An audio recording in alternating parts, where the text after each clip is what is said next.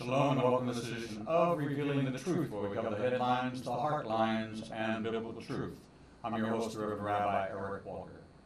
What do you get when you combine more than 10 years of talk radio experience with a conservative Christian, historical constitutionalist who has an unbridled opinion, rapier wit, and a gift for the uncommon and little-known historical facts about America? That can only describe one person, and he's not only a friend of many years, host of the MichaelHartShow.com, the author of Unknown America, Myths and Little-Known Oddities About the Greatest Nation on Earth, and the latest addition to our incredible roster of featured guests, now appearing on the third Monday of every month at 10 o'clock a.m.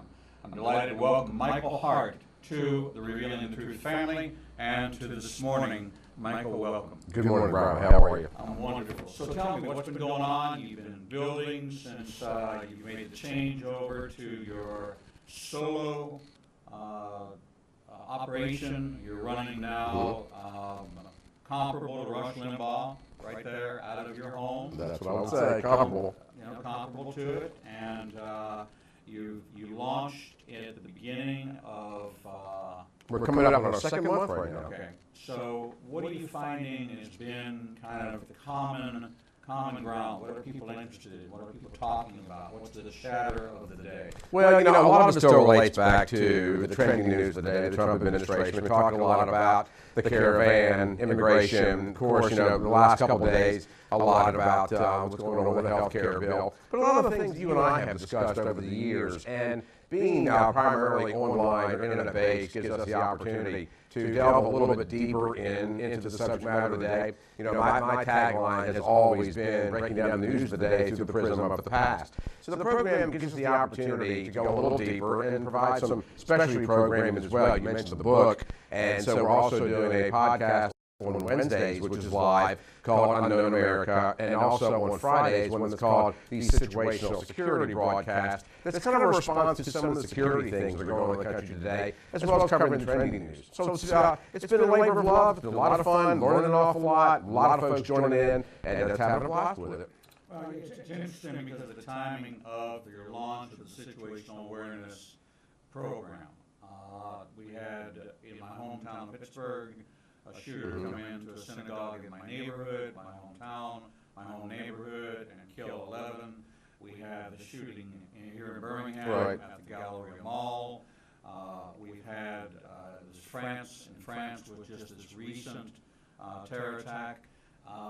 And now Pittsburgh's response is the mayor of Pittsburgh is saying confiscate all guns. Right. So you have this swing in the pendulum of we have a Constitution, we have a Second Amendment, we have rights which are given to Americans, but just like sanctuary cities, just like immigration laws, we're finding that the local communities are responding in a way that is counter-constitutional and trying to fit into a modern-day narrative of situational legislation or situational law. Mm-hmm.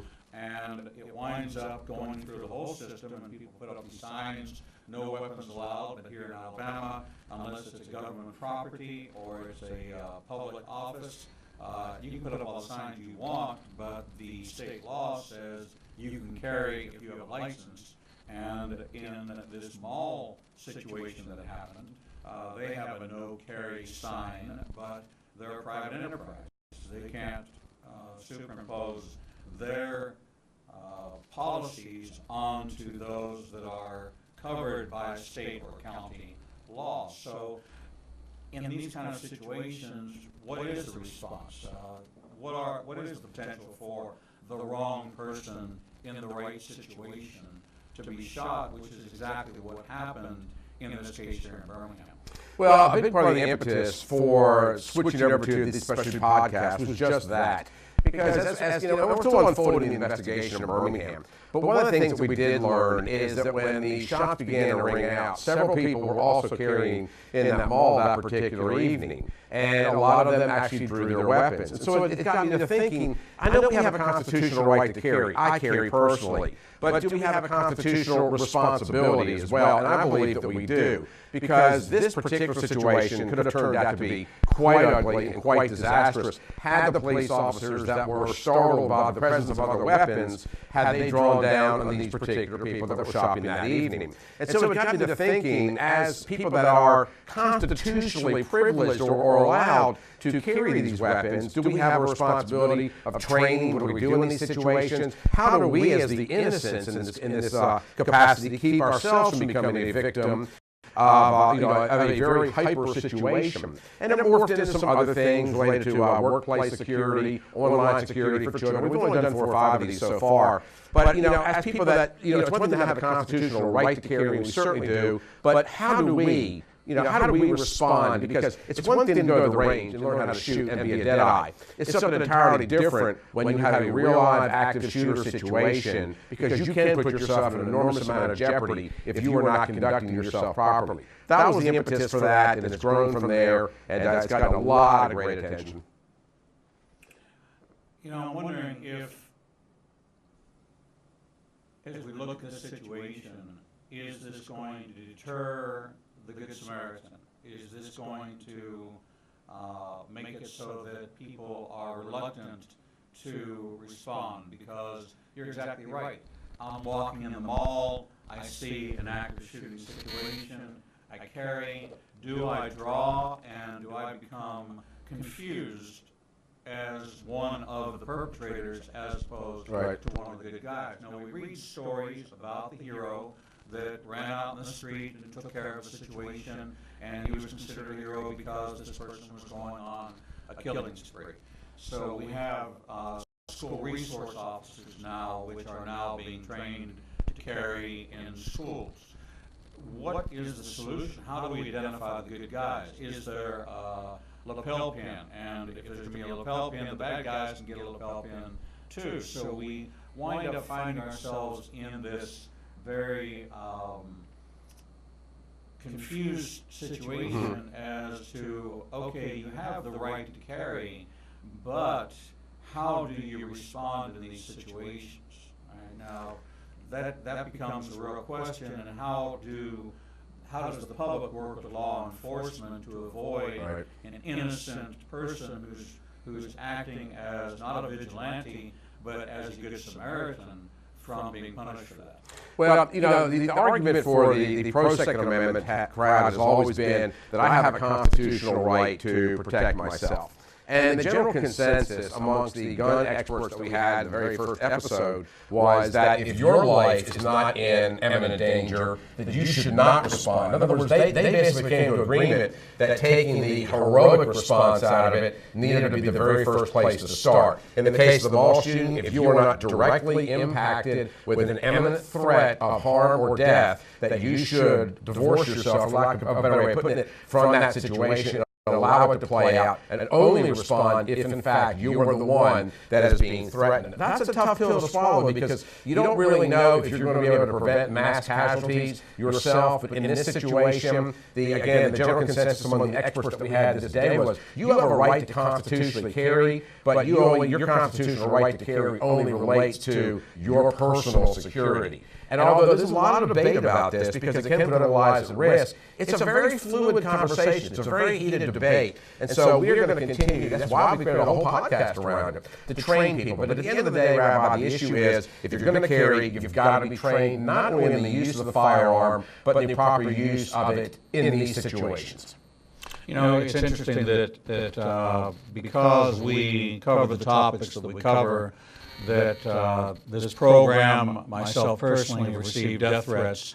And as a Jew, I wasn't raised in a gun-carrying environment. We've been persecuted by guns all of our lives. We're probably the lowest gun-carrying percentage of the population. We don't hunt. Typically, there's not Jewish hunters, there's not Jewish cowboys. We just don't fit into that stereotype. But I was advised that for my protection in being in the pulpit and being in the locations that I'm in, that I should make it known that I'm not a soft target, and that I have somebody who's in every place that I'm in who covers the back, so that if somebody came in at the point of entry, but if they made it up to me, or I saw them coming towards me, that I would have the right to protect myself, but not to engage, but only to respond.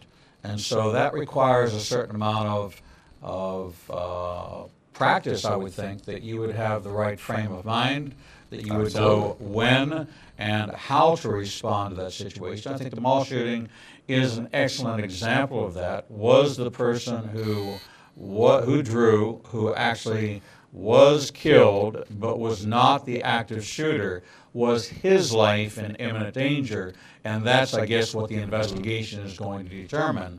And if his life was in imminent danger, then this was a wrongful death situation.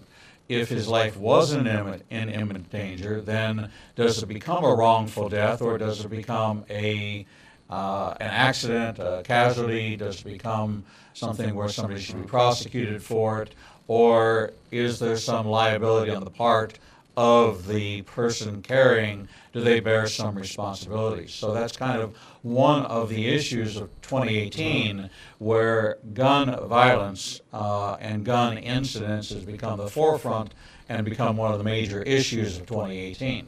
Well, it's funny that you bring that up, and despite the fact that you and I have known each other for many years, I don't know if you know this about me, but on my mother's side of the family, her uncle was Jewish.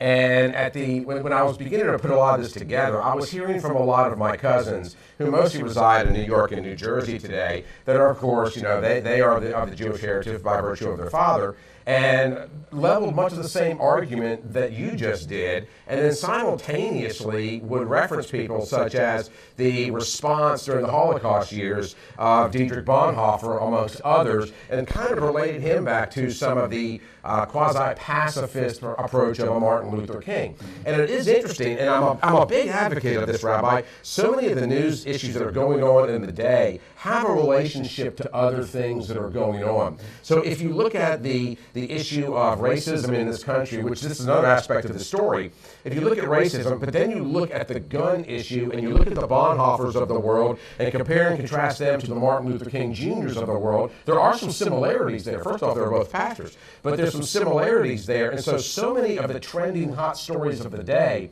are in some kind of relationship with other stories. And that's one of the things we try to do every day on the program, is tie the history into the stories, but also show how much of it is actually related. It's quite fascinating if you break it down in that regard.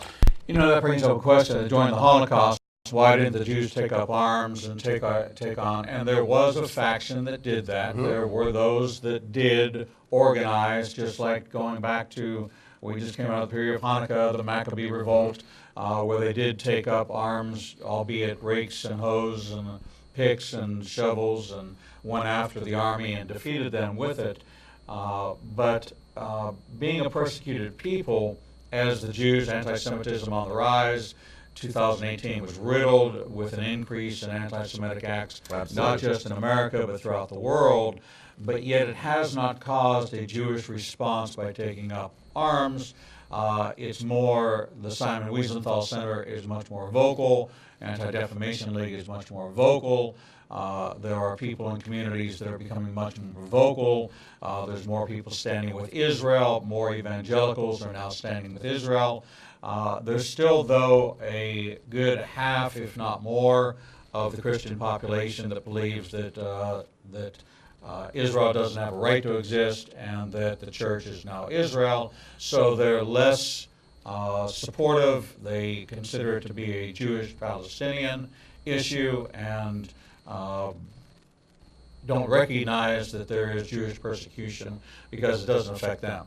It kind of reminds me of Pastor Niemöller, who talked and he was a pastor during the rise of the Hitler regime, and he said, when they came for the communists, I didn't speak out because I wasn't a communist.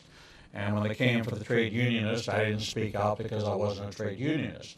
And when they came for the Jews, I didn't speak out because I wasn't a Jew. He said, but when they came for me, there was no one left to speak. Right. And so we have to find our place in how we engage in this narrative, in being able to impact change, and recognize that, yes, the gun laws in this country are constitutional, but then we go down to the individual responsibility.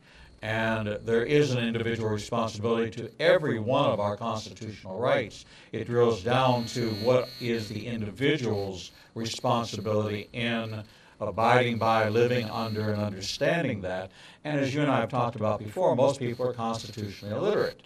Absolutely. And it's interesting that you bring up the conversational narrative because, during the Holocaust years in particular, I have a table in my house right now that was actually smuggled out of Czechoslovakia by my great-grandmother. Two of her sisters were nuns because I was raised Catholic. And there was a lot of persecution at that time, even of the Catholics. But it's interesting that, some years ago I went to a Protestant church, and I won't elaborate, but I was in the congregation where the pastor, and I don't remember the exact numbers he used, made the comment that the world was 22% Christian and 18% Catholic, or something along those lines. I took a great amount of offense to that because I always considered myself a Christian as a Catholic. But it underscores the fact that the narrative is not right. Motivational speaker Tony Robbins used to always say that the quality of our lives comes down to the quality of questions we ask ourselves. And if you're not asking the right questions, you can't get the right answer. So isn't it interesting to note that as we're talking about the anti-Semitism in the world and the relationship between Catholicism and Protestantism, at the same time we're having similar conversations between the black race and the white race, and we're not asking the right questions. And so it's so fascinating to me that some of the biggest discussion and hot trending points that are going on in this country today have their roots in some cases not only back to the 40s and the 50s and the Holocaust years, but literally centuries before. And if you don't understand the past, whether it's American history or European history, you can't fully understand what's going on in the world around you today because the conversations, although not identical, have some pretty amazing similarities. Has there been a point in time similar to what we're facing today in a very divided America?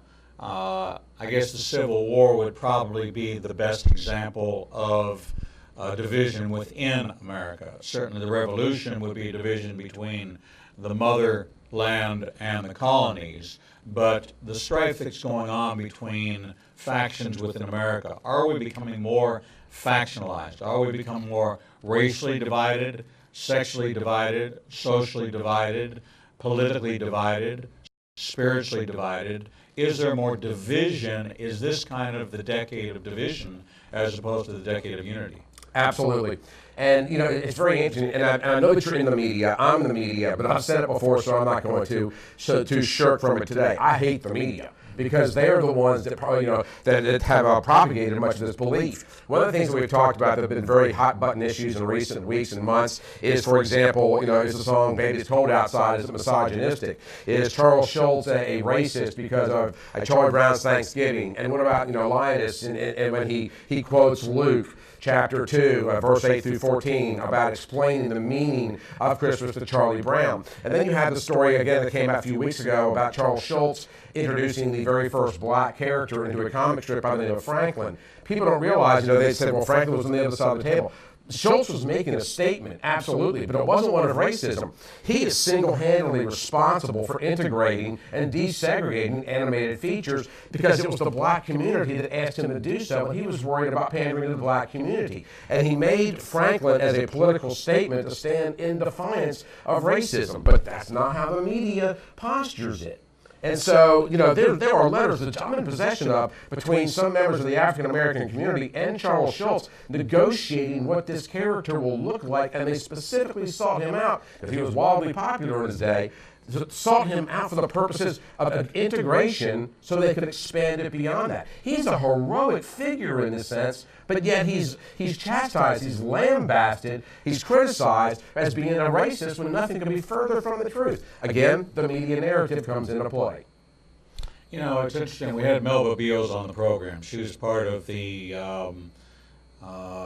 Knoxville 9, Nashville 9, Memphis 9, I forget what 9 it was, but what's that? Little Rock. Little Rock 9. Thank you very much. Jason Bradley, executive producer extraordinaire, part of the Little Rock 9, and talking about what she experienced in being moved into an all-white school and what that was like for her. And her story was compelling because here was this little girl who had no clue, had no idea, and was being pushed into the spotlight. and wound up being so difficult that her family had to move her, relocate her to her grandmother in Los Angeles because the pressure was so bad, the hangings that were going on were so bad. Hatred, this culture of hatred, which is not godly for a Christian nation. I take exception to us calling ourselves a Christian nation, because if God is love, then where's the love? Right. We seem to be the most hate-filled, divided people on the face of this earth. We become more like the French every day, which is something new to complain about. Every day there's something new to complain about. And we're dividing each other, and even in this season, where this is supposed to be the season of glad tidings and goodwill, and people, there's still incidents going on in malls, incidents going on in cities that are divisive, and people are feeding into that. So I believe that there is outside money that is fostering and funding this war and does not want to see reconciliation, has a great fear of reconciliation. There is a growing African American Republican Party presence or conservative voice in America that is taking a lot of flack for being African American and being conservative. Correct. And there's money being poured into attacks on them, coming from a deep state, coming from an entrenched group of people that want to see upheaval in this country, so that the people that they want to be put in power will be put in power. So are we seeing that this is like everything else that goes on in the world? You have to follow the money.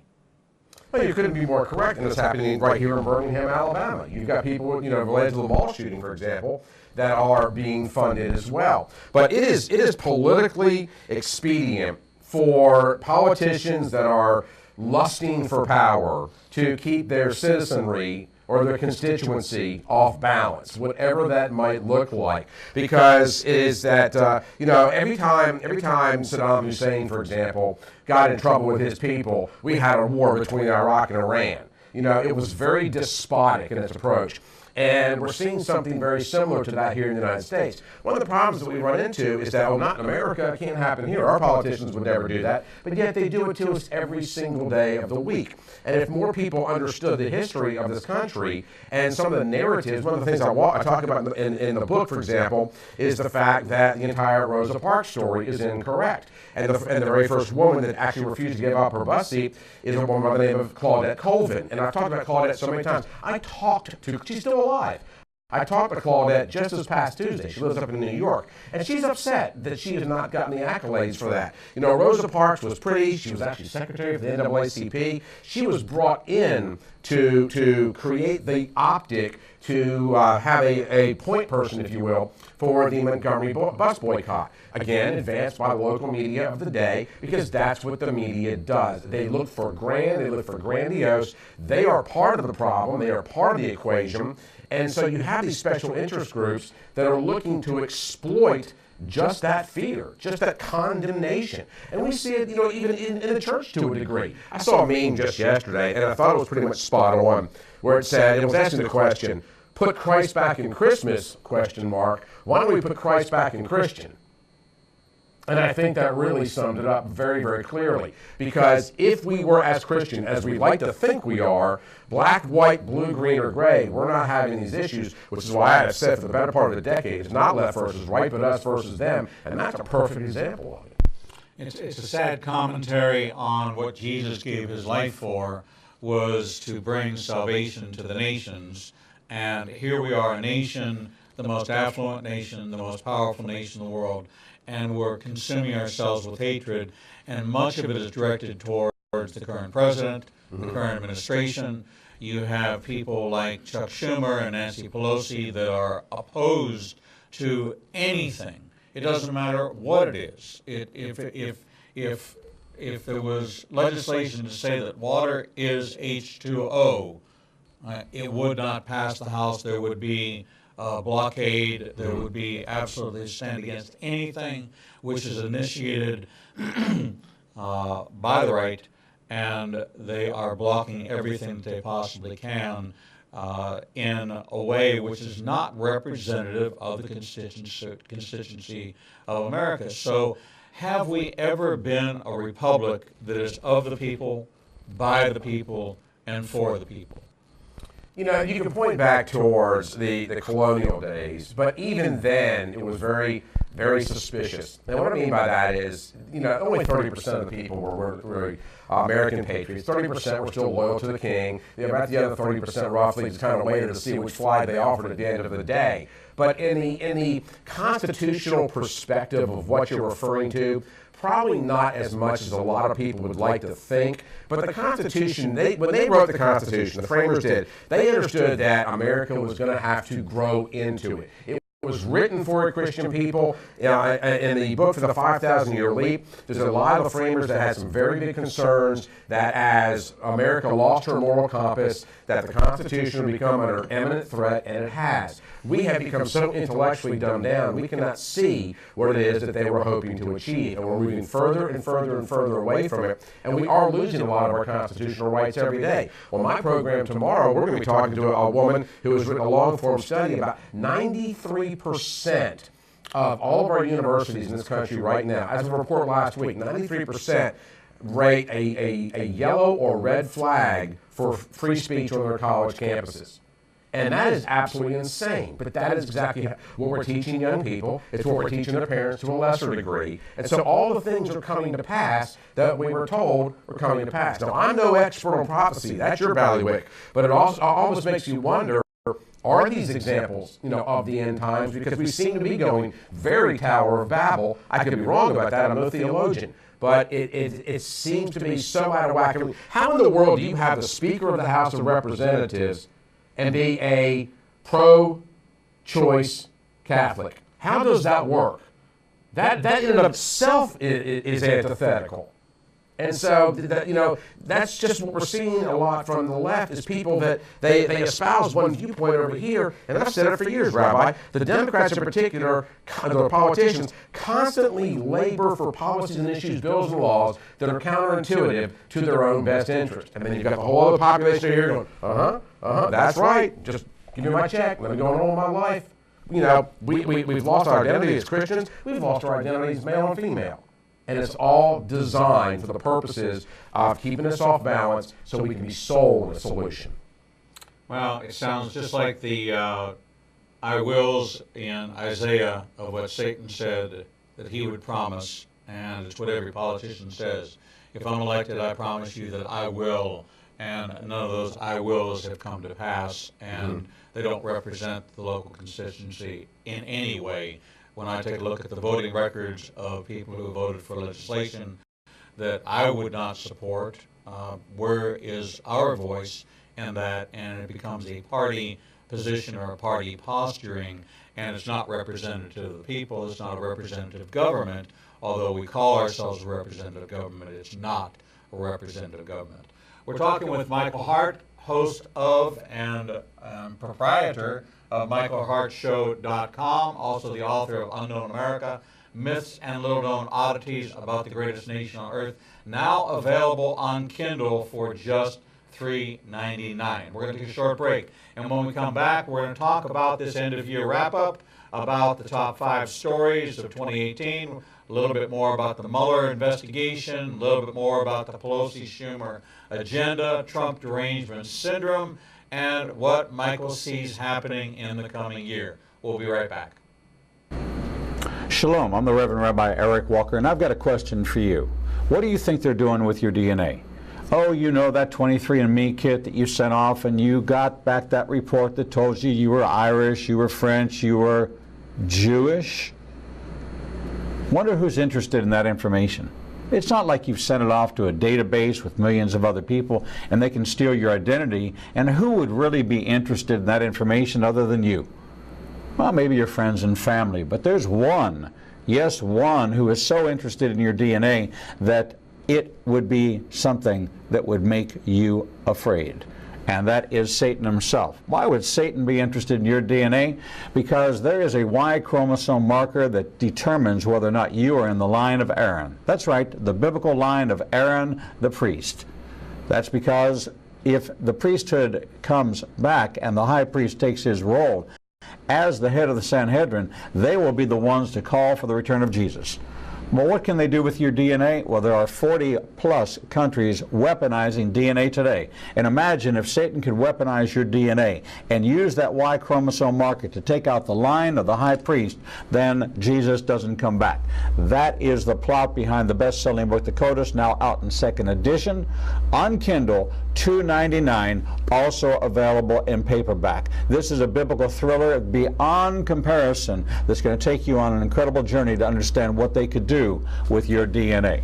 I also want to encourage you to visit our website, ignitinganation.com, and click on special offers. There you're going to find the yellow cover of this book, The 7 Laws of Abundant Living, Lessons Learned from the Tree of Life. We're going to take you on a journey in the Garden of Eden to the seed, the ground, all the way out to the fruit that reveals things of the natural that God is trying to reveal supernatural truths.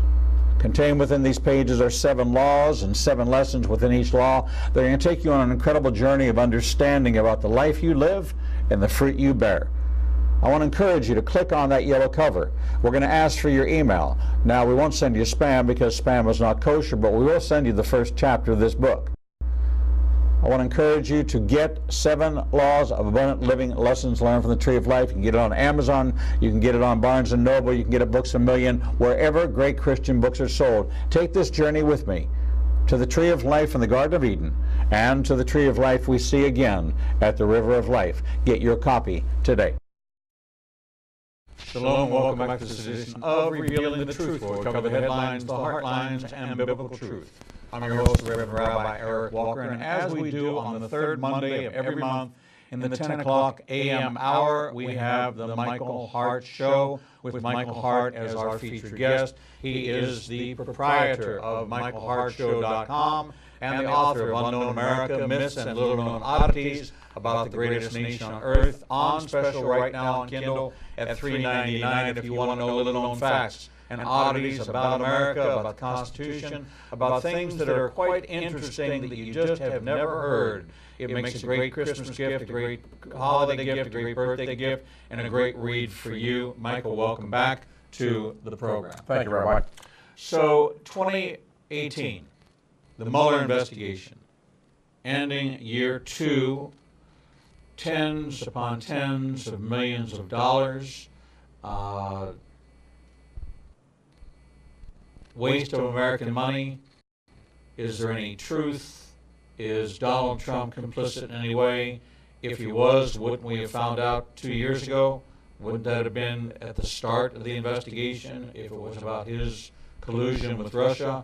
Would that be the focal point? What's going on with all these other players? Michael Cohen, Michael Flynn, Jerome Corsi, all these really minor players in anything to do with Russia collusion. What's going on there from your perspective? Well, it is a witch hunt, and it's so funny because, you know, how do we not think that an incoming president would not have some kind of conversation with Russian operatives? And then there was the spy that was indicted, a couple of weeks ago. That basically, she was here looking for, gun control support, and that entire argument has been upended for exactly what it was. Will it end in 2019? It's unlikely. I personally believe, and this again is just my personal opinion, that a lot of what we're seeing in the Mueller investigation is to lay cover for preventing other investigations into other players on the other side of the aisle, so to speak. You have to remember something, that number one, Donald Trump has investments in Russia. But number two, he was also a big contributor to the Democrat Party for many years. Bill and Hillary were at his wedding to Melania. He was always considered to be somebody that if you were running for elected office, high office in the Democrat Party, you wanted his support, you wanted his validation, you wanted his checkbook. And so it's interesting that he gets elected to President of the United States and all of a sudden that changes. So I think a lot of it is the fact that if he were to be unfettered in these investigations that it exposes many of the other players, the Clinton Foundation for one, perhaps the DNC for another. So I think that Mueller, even if he does not necessarily know it, I think that he's laying cover to keep the investigation from expanding. If you've got almost 2 years in now, and also there's kind of an aspect of retribution here for Ken Starr. And it's so interesting. A lot of people don't know this, but one of the chief investigators on Ken Starr's inquiry was Brett Kavanaugh. And so here you've got Kavanaugh that has now been put in office by Donald Trump, nominated by Donald Trump, and he was part of the investigation with Ken Starr. And you got the Clintons over here who were the recipients of that investigation. A little bit of collusion there, perhaps. And so, will it continue in the 19? There's not a chance, in my opinion, at least not for the first half of the year, that it goes away at all. And they will find something. They will bring charges against the president on some issue. Will it stick? I doubt it. What about the change in the Attorney General? Do you think that this is going to bring about a true Clinton investigation? Do you think this will bring about a true email investigation? Will this finally expose the corruption of James Comey, Rod Rosenstein, and the current Justice Department collusion, and they're exonerating or not exonerating, but letting Hillary Clinton off the hook without prosecution?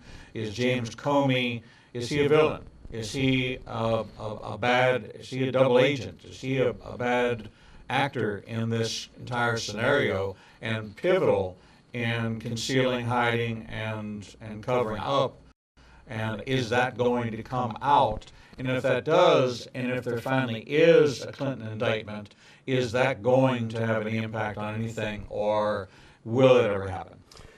The analogy that I've used for several years is back when I was a young man and my hair was actually black, I used to be very much into the gym and lifting weights. And I would go to the gym almost every single day.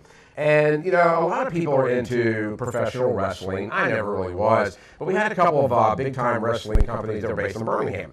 And I would go to the gym, and I would see guys working out. They were spotting each other with the bench press or whatever, that the night before had been on TV beating each other with folding chairs. And I've always used that as kind of the analogy of politics. If you are a man which is, given to having a nightcap at the end of the day or hitting happy hour, there's a bar in Washington, D.C. called Bull Feathers. When you go in there, you'll see all the Republicans having drinks with all the Democrats. So it's kind of a funny way of saying to your question, there's not going to be, as far as I'm concerned, any real deep investigation, even out of the Attorney General's office. There might be an attempt to feign towards that, but at the end of the day, there's plenty of guilt to go around. Even if it's not illegal guilt, it's certainly ethical guilt. And I think you're going to have a real reluctance in Washington, D.C. to out one another because it is a cesspool, but it is an incestuous cesspool that looks out for itself. Will you see a deep-rooted investigation, one that lands a Clinton in jail? I'd be stunned if you did. So here's this group that has a taxpayer-funded stockpile of money to pay off any improprieties of elected officials in office that made improper advances or sexual part of the Me Too to pay off hush money that came out in this expose that said that Washington has money and they've been paying out money for years for people who have been in an administrative, secretarial, or even in an executive capacity who have been improperly treated, sexually abused, and have a claim against somebody in office. They're paid off out of this fund. That means that corruption is inherent to the foundation of our governmental system. It's corrupt to the point that I would say the corruption is relatively recent, and I'm going to use the last century or so. Jack Kennedy had a Secret Service detail whose responsibility and only responsibility was to get women in and out of the White House, or to get him in and out of the White House to meet up with the Judith Exners of the world. You know, Clinton, I've interviewed FBI agents that were on the jogging team, and there would be women waiting at the back gate at the White House to go jogging with the President of the United States. Now, these are kind of topical examples, but is there corruption in government? Well, there has been for many, many, many years. You know, even Daddy Joe Kennedy was overheard one time after a primary in Ohio where his son won in a landslide, said, "I didn't pay for a D-word landslide." And so throughout history, we have seen these kind of things. Back in the early 1900s, late 1800s, it was not at all unusual to serve alcohol at the polling, but literally as people were voting. And instead of lobbying, they lobbied with liquor back in those days. It was called plying the planters with bumbo. And so, all throughout the history of this country, we've had corruption. Now it seems, however, to be systemic. And that's where it's a real concern for me. And the average person on the street that can't even name 3 of the Supreme Court justices are oblivious to this, and a lot of them choose to remain oblivious to it. And in that regard, the people that are talking about it, the Michael Harts, the Rabbi Walkers of the world, we are an ever-shrinking group of people that are getting down to the nuts and bolts. That's why I took my program online, so I could talk about the things that are really going on in the world, unencumbered, not that there ever was, but unencumbered by the FCC or a more terrestrial signal. But are we corrupt? Yes. Will we remain corrupt? That really depends on how much of the swamp we're willing to drain. Have we seen any effort or results in draining the swamp? I think so. I think you've at least put a spotlight on it. You've got people talking. Now, whether or not people on social media are any indication, I don't know. But the fact that we even have a swamp, the fact that we acknowledge that there's a deep state, I think is a good start. Can Donald Trump single-handedly do it? No, it'll be probably 3-4 administrations from now if any real progress is made. But that's going to require more than just a application of the judicial system. It's going to also mean the reintroduction of legitimate statespeople, male or female. We haven't had one, and I do not know how long. Back in the Founding Fathers' days, a lot of these guys died broke. Jefferson had to sell his books to become the Library of Congress to pay for his exorbitant lifestyle.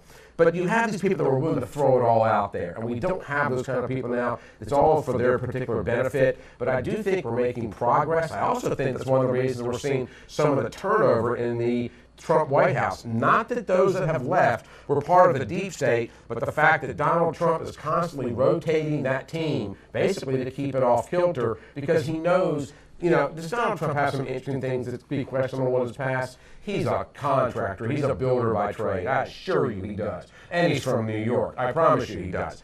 But the point is, at the end of the day, I think it's working, but on a scale of 1 to 10, we're still down here, number 1, 1.5. It'll be decades before anything substantial happens.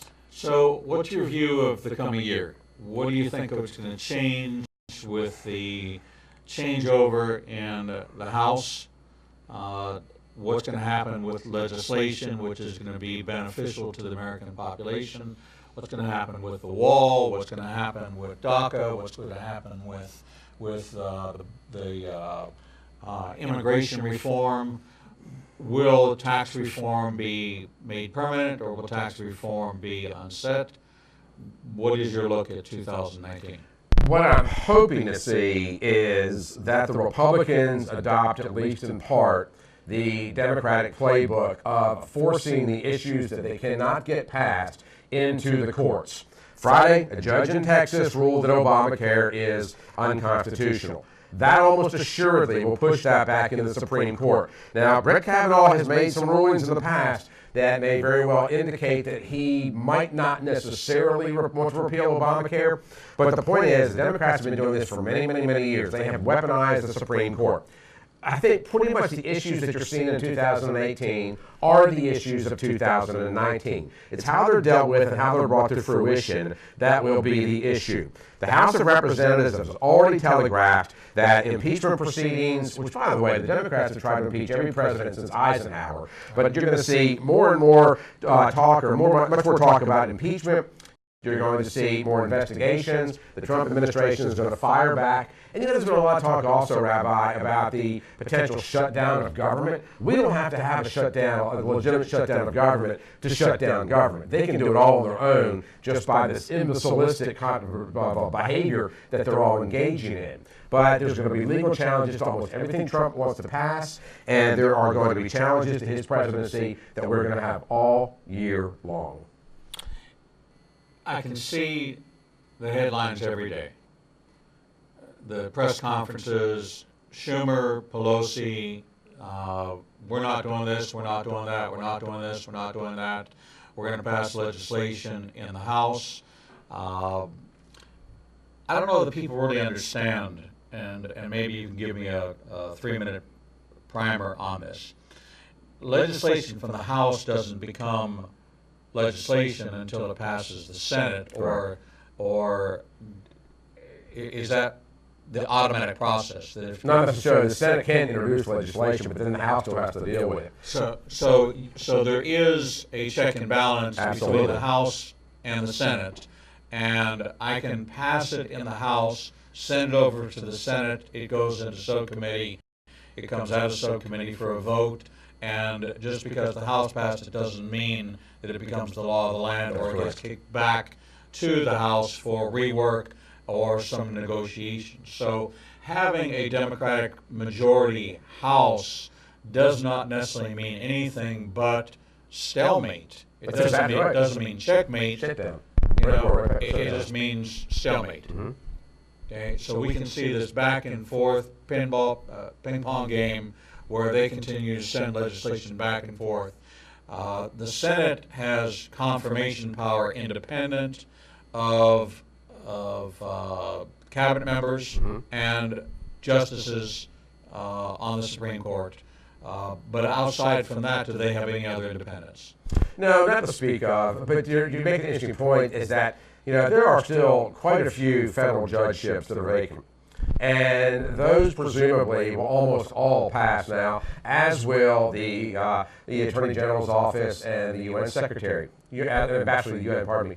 So it's going to be a situation where he has that weapon. That's one of the reasons he hasn't panicked as much as he had. Now, with that said, all revenue spending bills have to originate out of the House of Representatives. They can choose not to hear any revenue bill, i.e. the wall, and just let it sit there and mire or go into stalemate indefinitely. But then again, he can come back and negotiate certain judicial appointments or nominations that he knows will get cleared in a way to enhance. He won't turn the Pelosi's of the world. He won't turn the Alexandria Cortez's of the world. But there are others in the House of Representatives that he may very well. So there's a lot of give and take right here. But the fact that we maintain the Senate, I would much rather have the Senate than the House, for the purposes of where we are right now. And then we get into the aspect of veto power, overriding veto, and things of that nature. But you can see stalemate, or as I phrased it, some kind of gridlock shutdown looming. Because on top of everything else, if all we're concerned ourselves with is the spending bills and the impeachment talk, which all impeachment also has to emanate out of the House of Representatives, but then it doesn't go anywhere. Because you impeach. Bill Clinton was impeached. People argue that with me all the time. He wasn't convicted. But it takes 3/4 of the Senate to confirm that impeachment, and that's not going to happen. Right. So it's just going to be yak.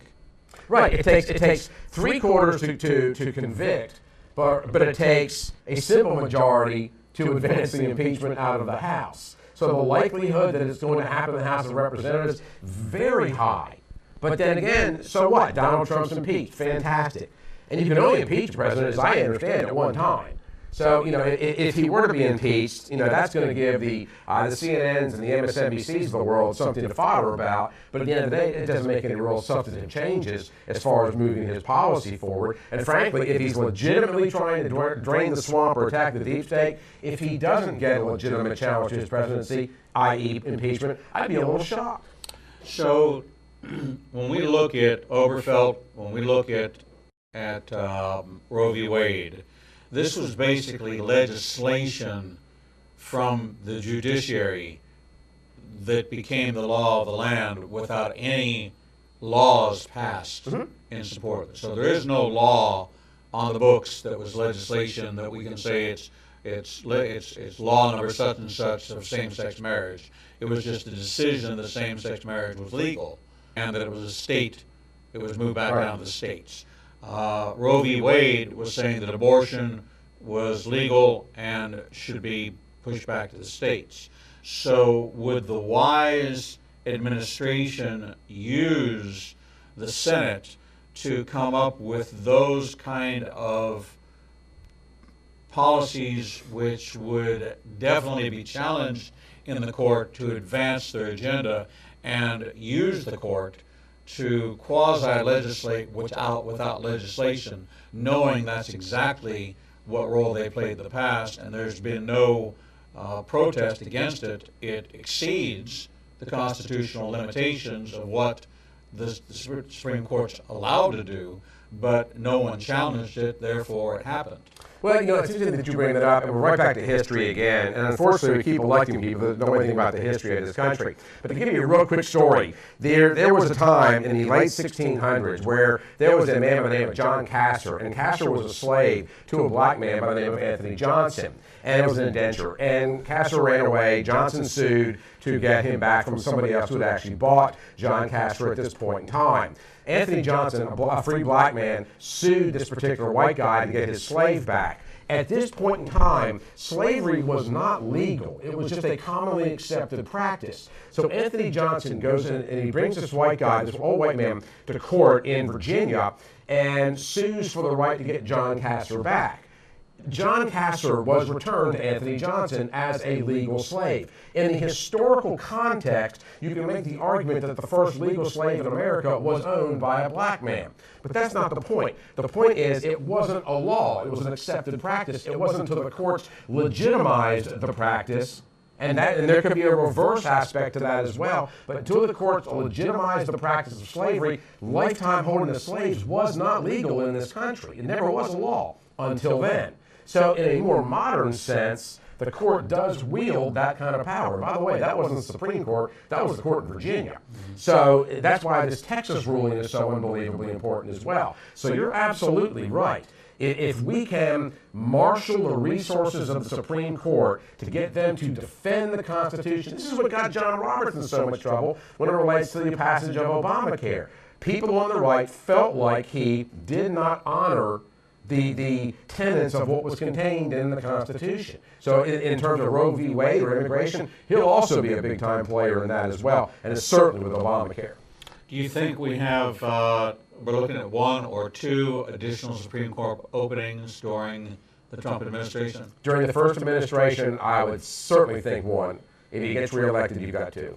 So Ginsburg. I just can't see her making it out of the first. I really not that she's going to pass. I don't want to put that out there, but just that I think there's going to come a point in time where she's going to have her own ability as a jurist called into question, and I don't know that she's necessarily, although she has said to the contrary, that she would. I don't know that Clarence Thomas is going to go anywhere anytime soon, but there's been some talk about some of the others. Obviously, the Sotomayors and the Kagans of the world, we've got them for the duration. But I certainly think he's got one, possibly two. Well, that would be huge if there was even one. Right. Well, yeah. That would tip the scales of justice for, doesn't matter whether or not there's a re-election or not a re-election of Donald Trump. What's your prediction on his re-election ability? As of today, one thing that we've learned about Donald Trump is that his base is loyal. And if they show up in 2020, he will get reelected. One of the other things, and you alluded to at the very top of the program, is you're seeing a lot of people within the African American community, whether they're in the walkaway movement or not, beginning to realize that the Martin Luther Kings of the world were in fact Republican. And you also got a trend in the black community for those that are not necessarily conservatives, but are commonly referred to as Frederick Douglass Republicans. As more of them adopt that ideology, Trump becomes stronger. Well, I agree with you. We've been talking with Michael Hart, as we do on the third Monday of every month at 10 o'clock for the Michael Hart Hour. You can follow Michael Hart at michaelhartshow.com. It is a voice, a clarion voice, a robust voice, a voice that is historical, not hysterical, that's constitutionally based and can bring you insights just as you've seen here. You can get his book, Unknown America, Myths and Little Known Oddities About the Greatest Nation on Earth, on sale right now on Kindle, and you need to follow him online and watch his program. Michael Hart, wishing you a happy and healthy New Year, Merry too, my Christmas, friend. and look forward to seeing you right back here as you'll be here on the third Monday of January. Look forward to it. God bless you, my friend. We're going to take a short break, and when we come back, we'll bring you the next edition of Revealing the Truth.